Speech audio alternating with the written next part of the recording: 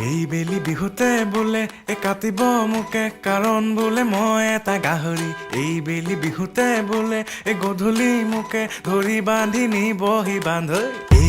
দেহা শুনা কথা বোলে মোৰ ঘৰৰ বাকৰিত গুণা গথা মায়ে আনি ৰাখিছে গৰুৰ পঘা বোলে মোক বান্ধি থব আগ ৰাতিৰ পৰা হায়